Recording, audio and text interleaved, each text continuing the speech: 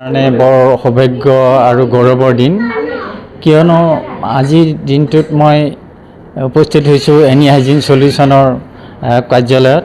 তেওঁলোকে আজি তেওঁলোকৰ একেৰাহে 6টা বছৰ সাফল্য আৰু সফলতাৰে পাৰ কৰিলে আৰু সেই উপলক্ষে তেওঁলোকে আজি যি অনুষ্ঠীয়াকৈ অনুষ্ঠিত কৰিছে এই কাৰ্যসূচী, যিহেতু বৰ্তমান অসমৰ গাঁৱে উজনি অসমত বানৰ তাণ্ডৱ চলি আছে, তাৰ কাৰণে তেওঁলোকে এইটো অনুষ্ঠীয়াকৈ এই অনুষ্ঠানটো অনুষ্ঠিত কৰিছে আৰু তাতে মই উপস্থিত হৈছোঁ।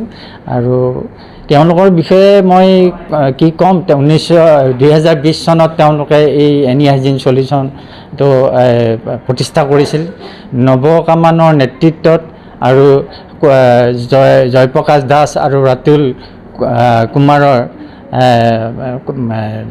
সহযোগিতাত তেওঁলোকে এই এনি হাইজিন সলিউশ্যন বুলি এই উদ্যোগটো স্থাপন কৰিছিল। তেওঁলোকে বহিৰাজ্য আৰু বিদেশত কৰ্মৰত হৈ আছিল যদিও নিজৰ মাতৃভূমিত সেৱা আগবঢ়োৱাৰ স্বাৰ্থত সেই সকলো বাদ দি ইয়াতে এনেধৰণৰ উদ্যোগ এটা প্ৰতিষ্ঠা কৰিব সাহস কৰাটো তেওঁলোকৰ মানে মই ধন্যবাদ জনাইছোঁ।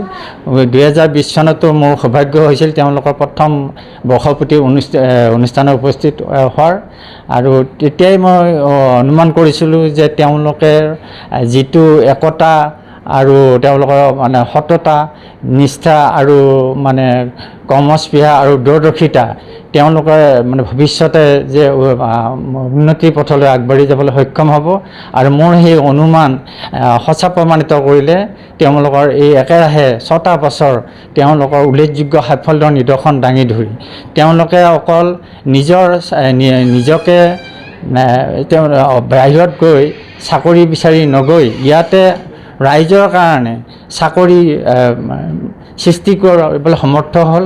বৰ্তমান তেওঁলোকে প্ৰায় 60ৰো অধিক পৰিয়ালৰ অন্নদাতা হিচাপে নিজকে প্ৰতিষ্ঠা কৰিবলৈ সক্ষম হৈছে, যিটো আমাৰ দৰে অসমৰ দৰে এটা অৰ্থনৈতিকভাৱে পিছপৰা আৰু নিবনুৱা সমস্যাৰে ভাৰাক্ৰান্ত ৰাজ্যৰ বাবে এটা দৃষ্টান্তমূলক নিদৰ্শন বুলি ভাবোঁ।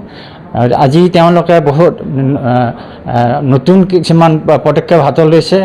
নৱকামান নামটোতেই যেন সেই যে নৱ শব্দটো জড়িত হৈ আছে, তেওঁ সদায় নৱ উদ্ভাৱনেৰে চমক দিবলৈ সক্ষম হৈছে। আৰু আজি তেওঁলোকৰ যি NGO any hygiene solution any hygiene foundation বুলি যি এটা NGO প্ৰতিষ্ঠা কৰিছে, লগতে তেওঁলোকৰ নিজা চেনেল এটা আজি অপেনিং কৰিছে।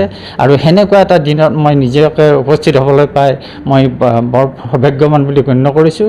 আৰু ইয়াৰ দ্বাৰা মই তেওঁলোকলৈ অনাগত ভৱিষ্যতত তেওঁলোকে অসমৰ ৰাইজৰ আশা আকাংক্ষা পূৰণ কৰাৰ লগতে এখন সুস্থ সবল আৰু স্বাস্থ্যৱান অসমীয়া সমাজ অসমৰ ৰাইজক আগবঢ়াই দিবলৈ সক্ষম হ'ব বুলি মই ভগৱানৰ ওচৰত প্ৰাৰ্থনা জনাই মই মোৰ এইখিনিতে মোৰ বক্তব্য সামৰিছোঁ।